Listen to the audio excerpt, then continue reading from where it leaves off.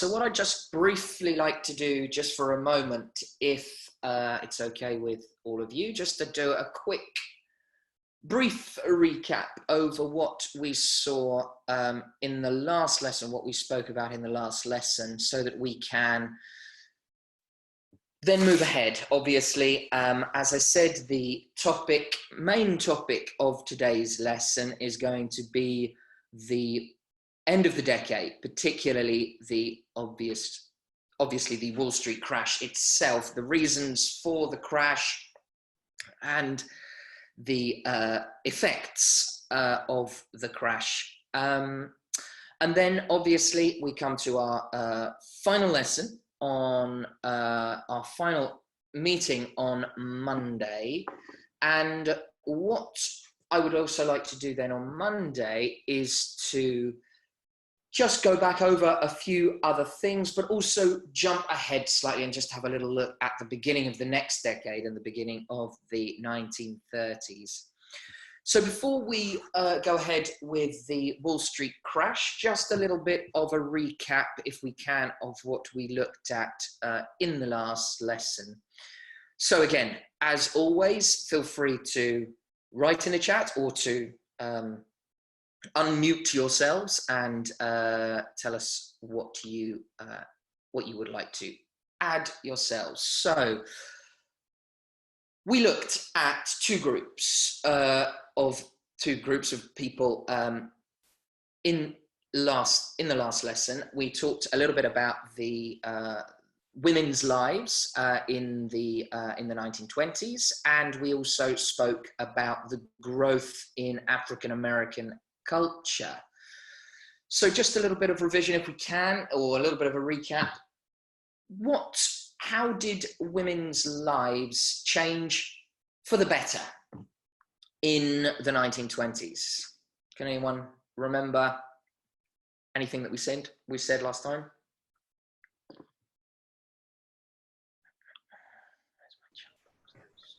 They had the opportunity to vote eventually. A rather important change.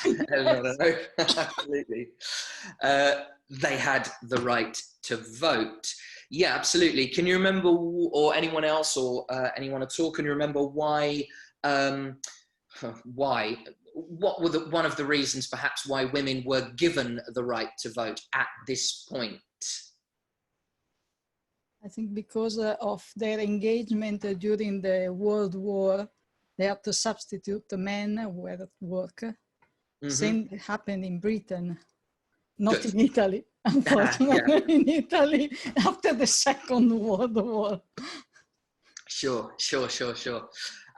Yeah, absolutely. So it was a kind of a, I hate to use the word, but a kind of a thank you from the American government, I suppose, from Woodrow Wilson, for obviously the fact that the women had been allowing the industry to function, allowing the mass production that we saw in our very first lesson. That mass production started under the control of mainly women in the factories in 1917-18 when the war was going on. Good, absolutely, good, yes. And as a result, what did we say happened to women's employment at that time? Can you remember? They got better opportunities, but were still less paid. Absolutely. So they didn't got equal rights. Okay. Even now. No, okay, absolutely. Everywhere. We looked into the examples, didn't we, of the very fact that women's employment increased by 25%, and as we mentioned, many of those jobs were in traditionally male roles in industries and factories, etc. But, and unfortunately, as Eleanor, as you point out, there is always a bit of a but, the equality obviously was definitely, without a doubt, not there. We looked a little at the anti-suffragette movement as well, the sort of advertising posters that we saw of the little girl pulling on the working overalls, nobody loves me, I'll guess I'll be a suffragette. Pretty awful stuff. And we also saw the inherent sexism that there was, not just in the workplace, in terms of the unequal pay, sometimes as much as 50 or 60% less than the same job performed by a man, but also in terms of the world of advertising. We saw that amazing advert for coffee where they said, essentially threatening physical abuse to the wife from their husband should the wife not be store testing for fresher coffee. Quite extraordinary to think that that was passed and allowed by the advertising agencies, but unfortunately that was the world 100 years ago. So that is that was one aspect of women's rights, etc. So obviously the right to vote, their role in terms of the workplace. What was the term that we had for the stereotypical idea we have in our mind of women in the 1920s, in terms of the image of a woman in the 1920s? The short haircut, the fantastic clothes, smoking, drinking, dancing, etc., etc. What were they called? Can you remember their name? Mm. They're called the flappers. The flappers was the name given to these women. But as we said last time, the problem is that the majority of women were not flappers, and the majority of women still filled traditional roles in society. So,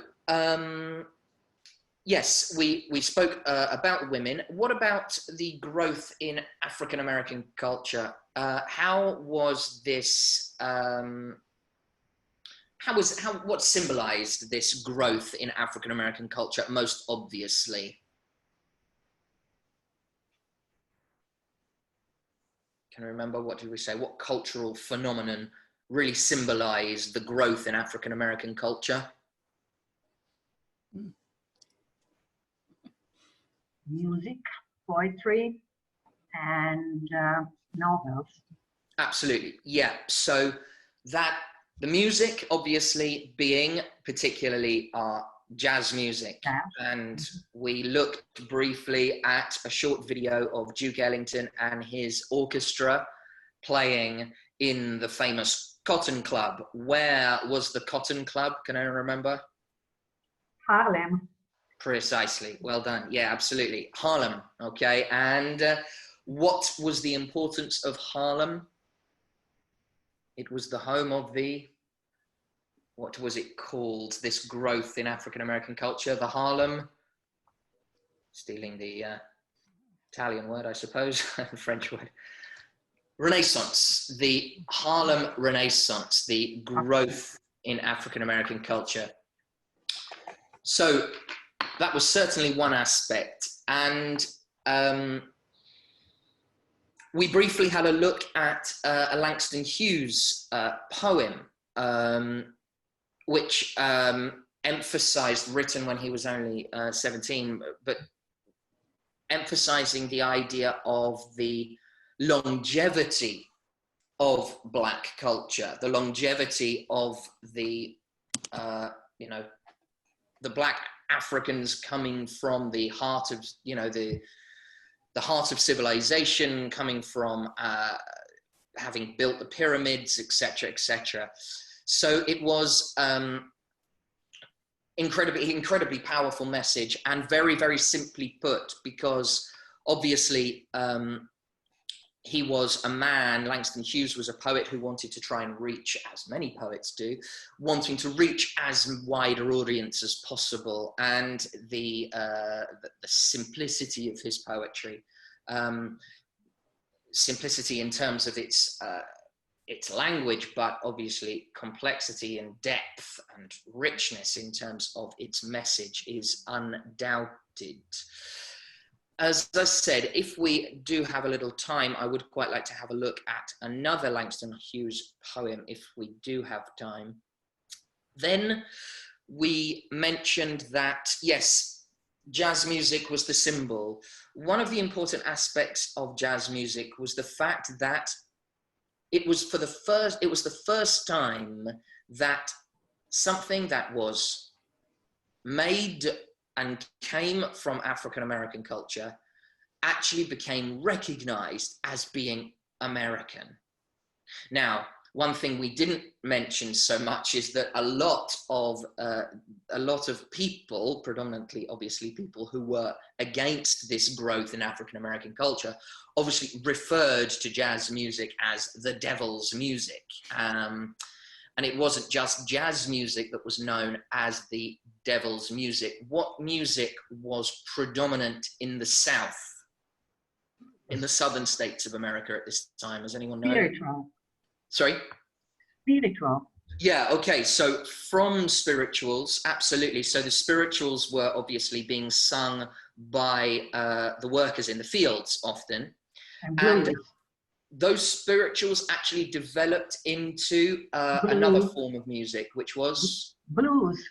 Well done, absolutely, the blues, yes. And the blues was the predominant form of music in the South, often written, you know, if you listen to lyrics of blues songs, you'll often hear, you know, lyrics that are shouting at a woman, or are supposedly shouting at a woman, or talking about the pains of his love life.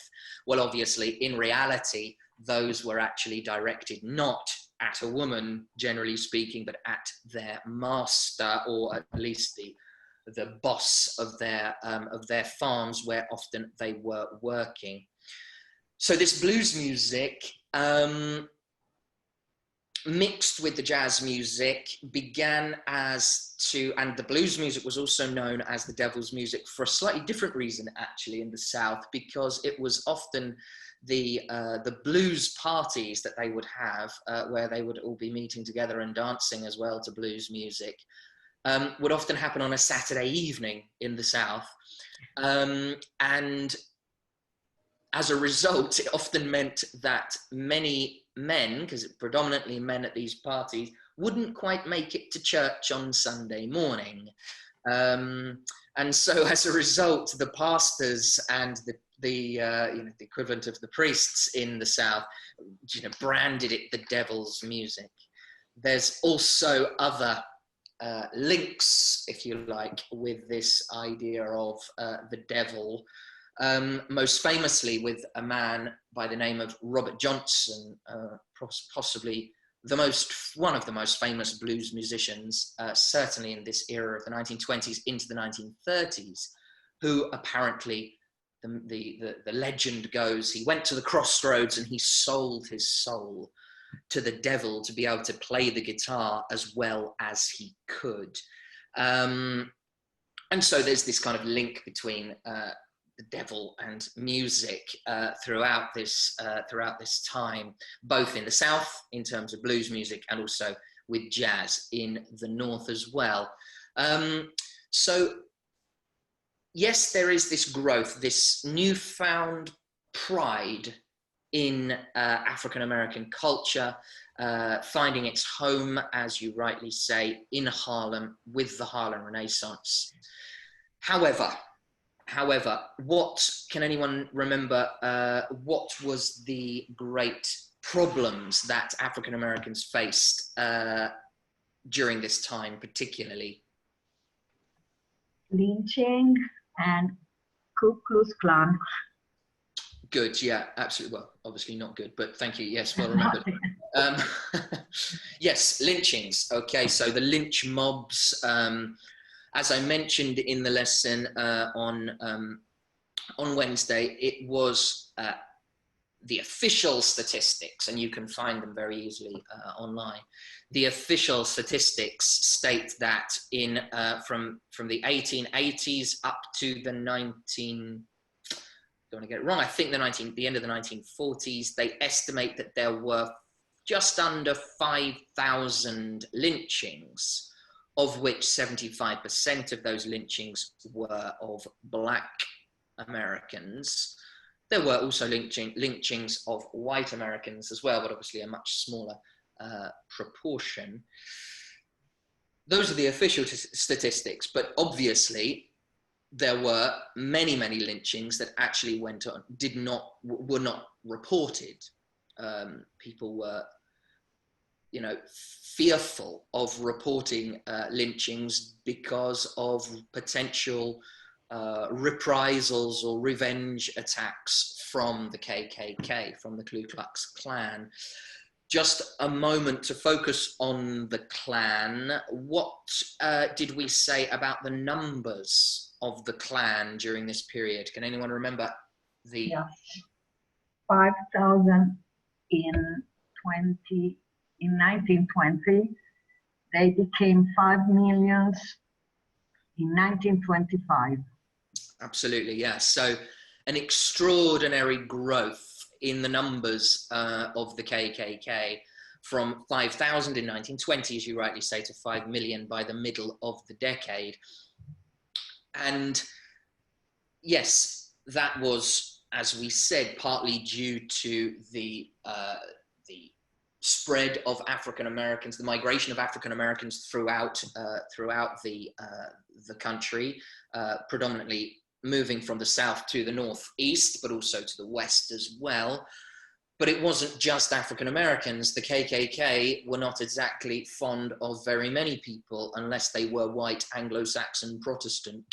And so Italian immigrants, Catholic immigrants from Europe, Asians from who predominantly settled on the West Coast from China and from Japan suffered huge amounts of prejudice as well.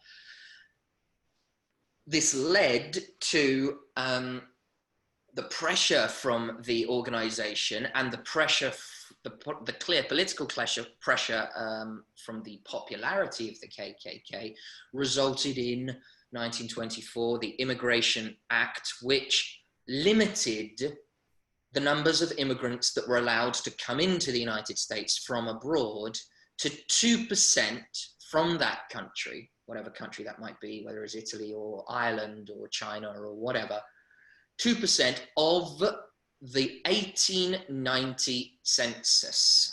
Why 1890? Well, they chose 1890 because the majority of immigration started after that and at the beginning of the 20th century. The huge explosion in immigration happened really between 1900 and 1920. And so they chose 1890 because the numbers were so low. So in practice, this limited, for example, the number of people that could come over from a country like Italy to as little as about 25,000, which, if you bear in mind, there had been 4 million Italians that had come to America since the beginning of the century. So it was a tiny number that was allowed. Another result, more specifically related to African Americans, was the spread of Jim Crow laws. Jim Crow laws, these segregation laws that in the South had been in place since Reconstruction after the American Civil War, around about in the 1880s. And essentially these laws that segregated schools, that segregated restaurants, even public toilets and public water fountains, they were, or elements of these laws began to find themselves in other cities. If you simply click and have a look online, if you have a look for Jim Crow laws in the North, you will discover that, yes, the worst of the segregation laws were reserved for the South, or the strictest segregation laws were there in the South. However, there were elements of these Jim Crow laws, such as in terms of owning property, in terms of getting particular jobs in particular companies. They were reserved for African Americans, and it certainly did spread quite widely throughout the whole of the country. So those two groups of people within society, women and African Americans in particular, suffered a huge amount of inequality and injustice throughout the 1920s and beyond. But it's an interesting sort of idea that we have, as I say, of whenever we picture the 1920s, we see jazz music, we see African American influence, we see the women, we see the flappers dancing in the clubs. And it's an interesting little juxtaposition to think about the actual realities behind those images that the likes of Fitzgerald have given us in The Great Gatsby, etc. However, even with Fitzgerald reading The Great Gatsby, obviously he's well aware of the limits and the problems within society at the time as well. Okay then, so what I'd like to do is move on, if we can, to just talk a little bit about the end of the decade and the crash itself. So why did the US stock market, the stock exchange collapse in October 1929 is our key question. So I'd just like to, for a moment, before we go into the causes themselves, I reckon we can get there ourselves without me actually saying what they are, at least the majority of them. So what did we see were the reasons, thinking back to our first lesson, for the boom? Why did the boom happen in the first place? Yes, we've mentioned the effects of World War I. Obviously, World War I at this stage is not particularly influential. What other things did we see? Can anybody give me any other reasons why the boom was such a great success? Because in the States, they had a lot of natural resources like oil, minerals, coal. So the economy could produce a lot of goods with very low prices. So people were encouraged to buy more. Perfect. Everything was sort of a chain. Without a doubt, yeah, absolutely. So their easy access to raw materials, as you say, allowed them to produce a huge amount of goods at a very, very cheap price. Yes, so as a consequence, you have your mass production, yes, and you mentioned the word persuade people to buy things through the advertising as well, that we saw that huge growth in advertising. What other? Higher purchase. Sorry? Higher purchase. Perfect, well remembered, yeah, higher purchase as well, exactly. So higher purchase, buy now, pay later. What happened, however, obviously, is that we mentioned what is the great risk of this higher purchase? What happens to the consumer? They accumulate a lot of debt. Precisely, they accumulate a lot of debt. And obviously, accumulating debt is fairly unsustainable unless you actually start to pay that debt back. Whereas the problem is, as we saw, I think, right at the beginning, we saw a newspaper article, a newspaper headline from 1 week before the Wall Street crash, which said, Wall Street says, buy, buy, buy, the market is invincible. Well, unsurprisingly, guess what? No, it wasn't. So, that's the first reason, okay? Overproduction. Overproduction. America, as we said, whose model were we following in our production? Can you remember? In terms of how the goods were being produced. Can you remember what it was called? What did you say? Sorry, yes. How were these goods being produced? Whose model were they following? Mass production. No. The mass production. It was under the idea of Henry Ford. Yes, the way in which Henry Ford has his idea of the production line. Yes, the production line was the one that enabled so many goods to be produced. One little statistic that's a relatively easy one to remember. By 1925, Ford cars were producing a new car every 25 seconds. So it was absolutely unbelievable production.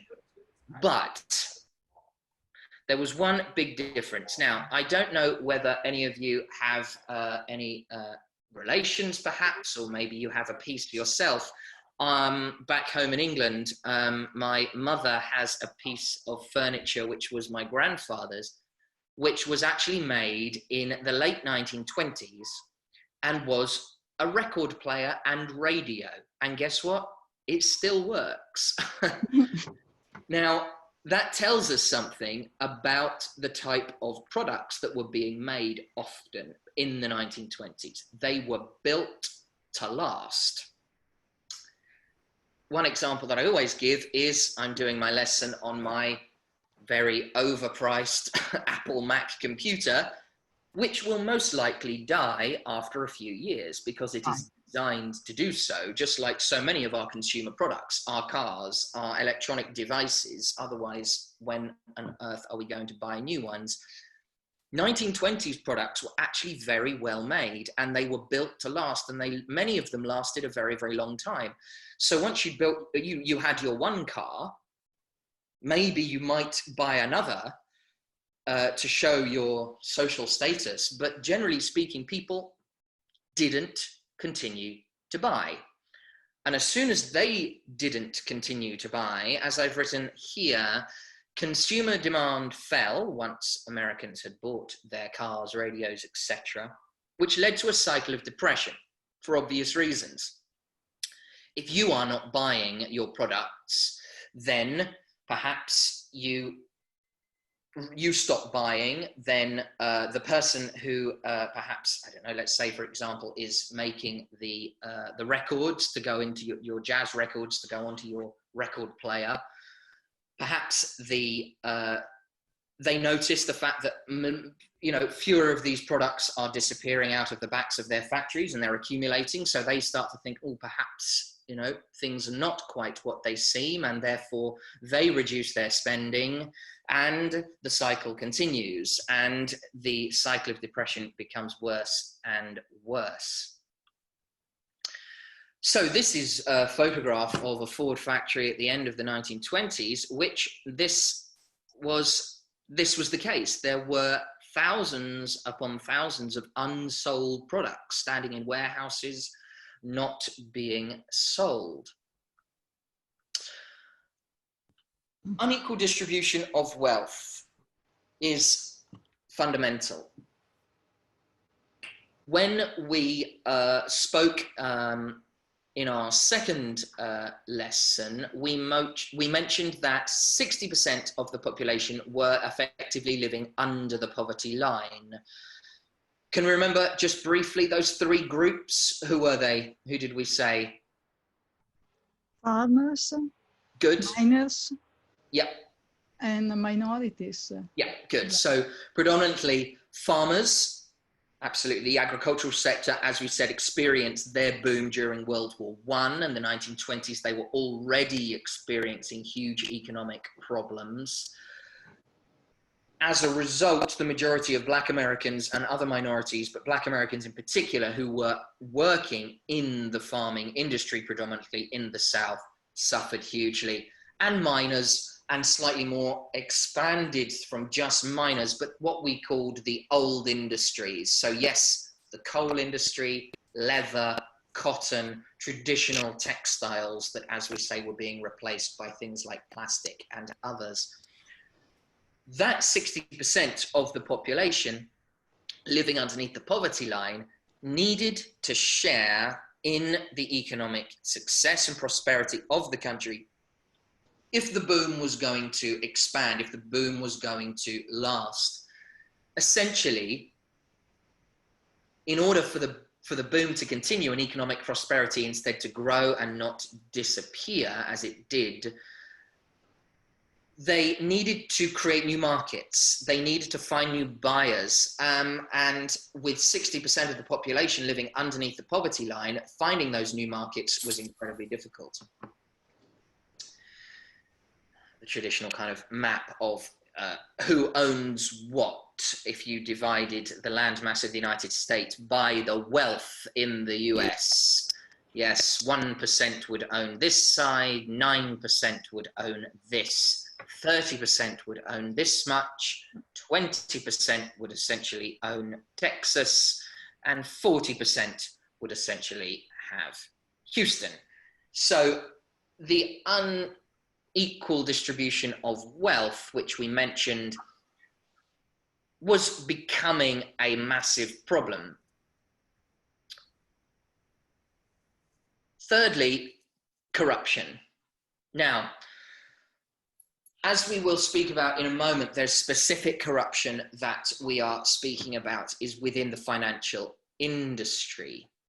After the crash had happened, a Senate committee was sent to investigate why the crash had happened. And they found there was widespread corruption, particularly known as inside trading between banks and brokers. Now, inside trading is one of those terms that you will hear come up again and again whenever there is financial crisis. Is anyone familiar with what inside trading is? Not an easy thing to describe in a language that's not your own, but does anybody know what it is? Someone has information about political decision or policies that will come and that will have consequences on the markets, and they use that information to beat the markets. Perfect. Basically. Absolutely. Yeah. Spot on. It's something that needed regulating, that needs to be regulated. Inside trading and inside information, as you say, particularly political information, had ended the career of one of our presidents almost in this period. In 1922, the Teapot Dome scandal almost ended the presidency of Warren Harding. So it wasn't something that was unfamiliar to people in the 1920s, but people were unaware as to the scale. The problem with inside trading is that it's very, very difficult to prove inside trading. Nowadays, obviously, with the use of technology and obviously the paper trails that are left behind by emails, the electronic trails by emails, etc., it's on the one hand a little easier to perhaps trace once you find that trace, but on the other hand, obviously, a little easier to hide. In the 1920s, it was extremely difficult to prove it. If paperwork was burnt or destroyed, that was it. Records were gone. And so this inside trading was very, very widespread. And so it was exasperated by another fact, which we'll come to in just a moment.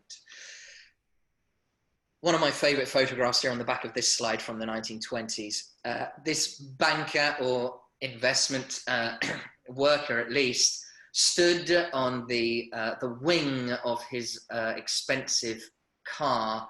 $100 will buy this car, must have cash, lost all on the stock market. So the tariff policies was something that we mentioned before, protecting American industries and American markets against foreign competition. However, what do you think Europe did? Well, of course, Europe returned the favor and they shot up their tariff on American products, making it extremely difficult for US markets to expand abroad. We've already mentioned that with 60% of the population living underneath the poverty line, it was incredibly difficult to expand the markets domestically. In addition to the long-lasting products that they were producing, people stopped buying. And also, if you add to the mix the fact that tariff prices were so high, and then Europe responded with a similar response, meaning that international trade by the end of the 1920s is slowing down enormously. We can just have a little reminder of those tariff rates. Beginning of the 1920s with Woodrow Wilson, it drops right down to just over 10%. And by the time we get to 1930, which is where we have our peak here, around about 60%. Well, as I say, Europe returned the favor. So US trading throughout the 1920s really begins to sink quite low. You can see at the sort of peak of the prosperity, the actual trade balance on goods and services is very, very low. This tells you quite how strong the domestic market was, and the demand on the domestic consumer market was so incredibly high. So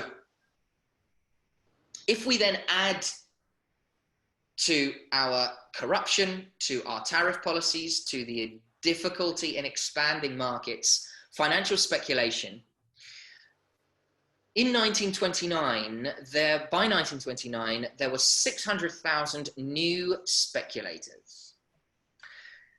Who were these speculators? Well, generally speaking, these new speculators were not traditional investors in the stock market.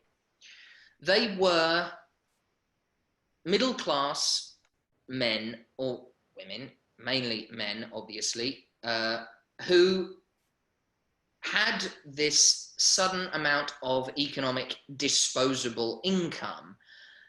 They had their cars, they had their new bigger house, they had their consumer products, and they wanted to take that next step. And so where is the next step? Well, they looked at the super rich, and what were the super rich doing? What was Rockefeller doing? What were, you know, the super millionaires, billionaires doing in the 1920s? They were investing in the stock market.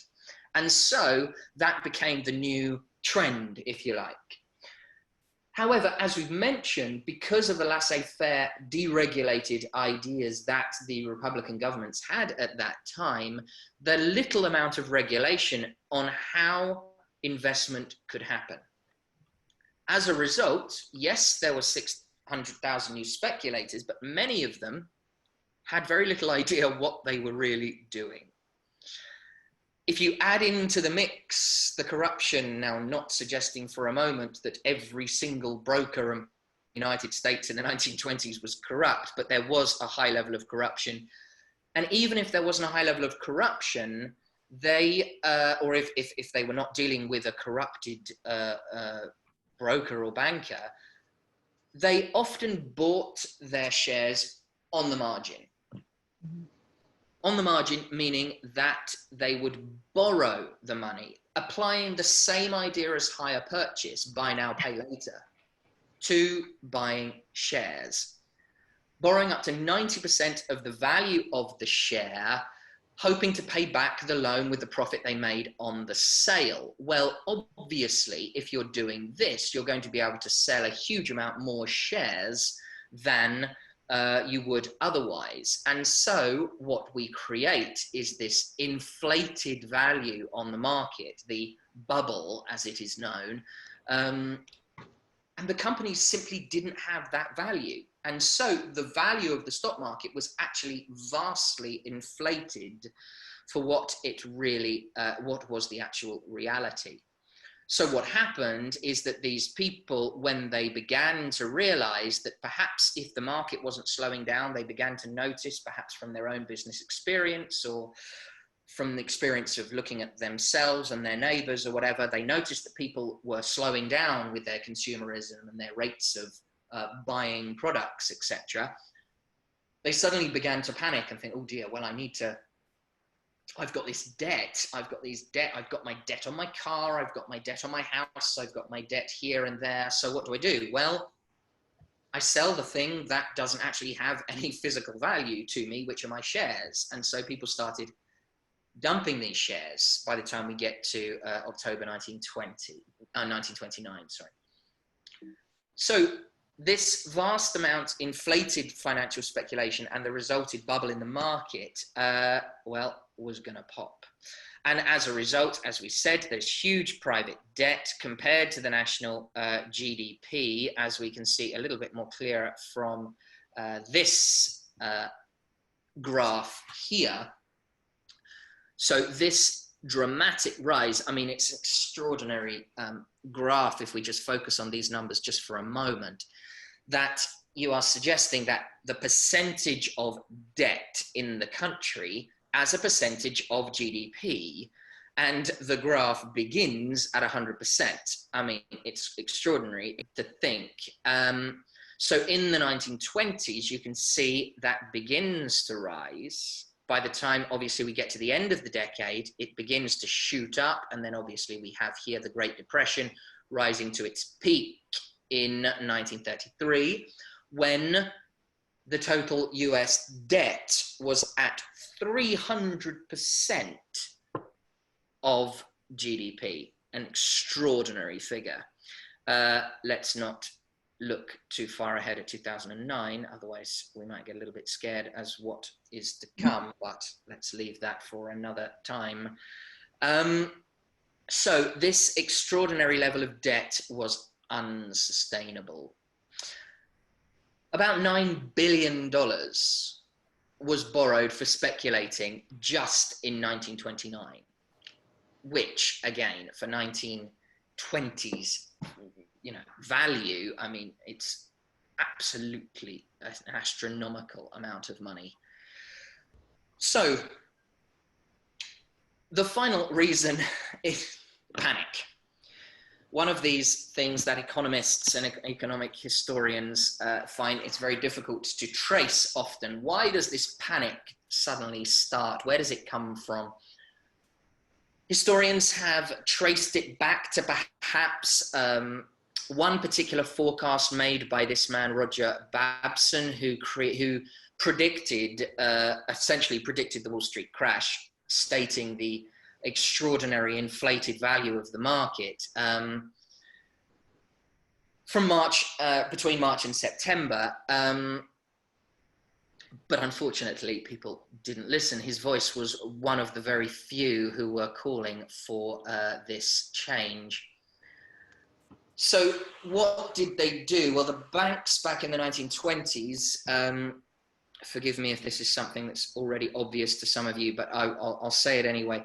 The banks themselves were obviously very different to banks today. They were very much smaller. There were many huge numbers of very small banks, and they were not separated between savings banks and investment banks. And so they were all in one place. The money was all there in one organization. And so what happened on the Thursday, the 24th of October, when suddenly, out of pretty much nothing overnight, millions of shares were sold as people tried to recoup their money before, so they could repay their debts, particularly to stockbrokers.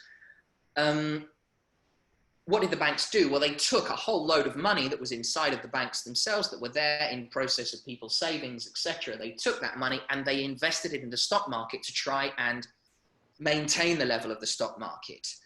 Well, that was Thursday.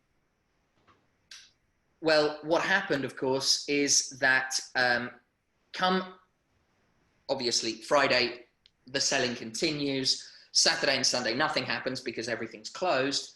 Then on Monday, the selling started again, and about 50 million shares were sold. And the banks, again, tried to aid the stock market by pumping in a whole load more cash into the stock market, but it made no difference. And in fact, on Tuesday, there were a huge number. I think as many as 16 million shares sold on what became known as Black Tuesday. And so within, effectively speaking, taking the weekend out of the context, because obviously no trading happens, but essentially in about 72 hours, the market fell apart. And it was such a shock. It was such a shock, and it was so widely unforeseen, or at least unexpected, by both the government and by the banks themselves. And as we've seen, perhaps if they'd opened their eyes and looked at the reality of what was going on in the country, and recognizing the unequal distribution of wealth and recognizing the massive overproduction that was happening, then perhaps it could have been avoided. But unfortunately, it's very easy to say with hindsight. Black Tuesday on October the 29th destroyed the market. So this is an interesting little graph. I mean, it's not a particularly technical graph, but just gives us a little idea. Here is Black Tuesday, okay? So the Dow Jones, obviously the way in which the number of the index for the American Stock Exchange. The Black Tuesday being here, we can obviously see the unbelievable, ridiculously fast drop-off there. That's your 72 hours. But as you can see, if we are bearing in mind this is our level pre-Wall Street crash, the bubble obviously happening in this period here, by the time we actually get to the beginning of the 1930s, there is actually a recovery. A lot of the market had actually recovered to relatively previously acceptable levels, and the market had actually recouped quite a lot of its value. So what is this? Why do we get this unbelievable low? Well, this gives us a simple visualization of a very important fact that I will emphasize once or twice, perhaps over to the rest of the remaining minutes of today, and also the beginning of next time on Monday. The Wall Street crash is not the cause of the Great Depression. The Wall Street crash is not the cause of the Great Depression. It is without a doubt a factor. And in terms of destruction within the financial industry, both domestically in the United States and worldwide, there is obviously huge repercussions of the Wall Street crash. But the Great Depression itself actually happens for the other reasons, really, that we have mentioned. So just to finish with, then, what are our effects of the Wall Street crash? Well, there are some fairly obvious immediate effects.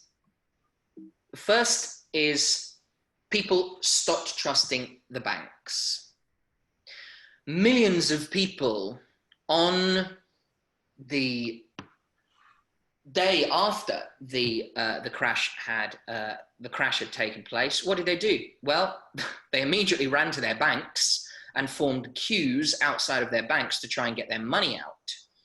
Well, unsurprisingly, the banks many of these banks having tried to float the stock market or reinvest that money back into the stock market to keep the market up, they lost their money.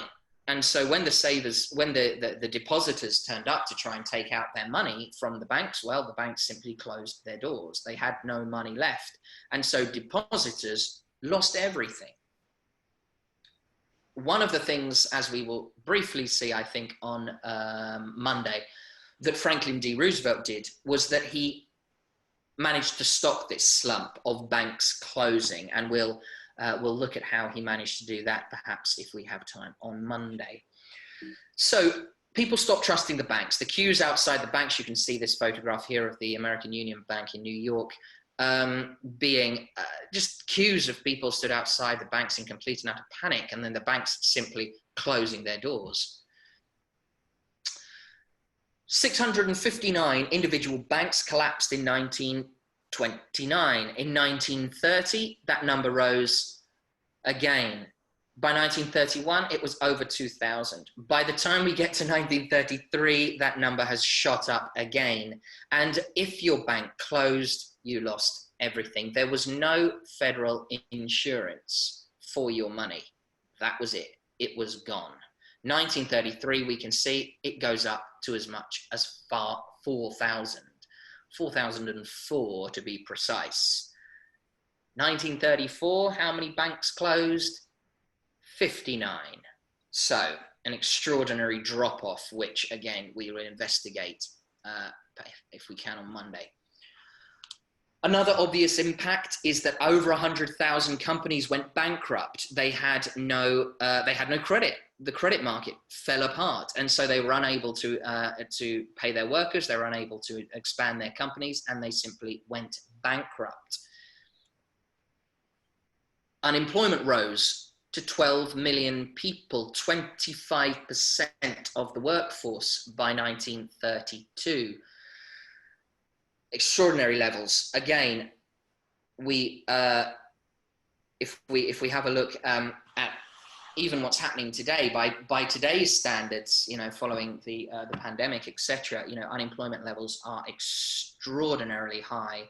2009, similar story, but for 1929 to 1932, this level of mass unemployment was, on this scale, had never been seen before, and it really was quite alarming. Here we have the unemployment map, the unemployment graph. We can see that there is a little recovery, a general trend, downward trend in this throughout the 1930s, mainly thanks to Roosevelt and his New Deal. Another consequence, obviously, is that wages fell. Companies didn't have the money. They didn't have the credit to be able to borrow from the banks. They weren't able to pay their workers. And if they were able to pay their workers had to accept a lower salary. And the wages fell by as much as 60%. So it was an extraordinary period for even those people who managed to remain in work. They earned a huge amount less, and often, for obvious reasons, as we know and have seen more recently as well, had to settle for lesser jobs, as it were. Due to the tariff policies, as we mentioned before, international trade essentially stopped. 10 billion in 1929 to 3 billion by 1932. I mean, when we're talking about international trade of a country as vast as the United States and economically power, 3 billion even by 1932, numbers is minuscule amount of trade. Bear in mind that, for example, today, every day through something like the Panama Canal, around about $1 billion worth of trade travels every day. So it really is a tiny, tiny, tiny amount. And it was a downward trend that continued until, guess what? Franklin D. Roosevelt slashed tariffs and reopened international markets, essentially. So what happened to these smaller investors? What happened to these people who lost their jobs, lost their homes? Well, they had nowhere to go.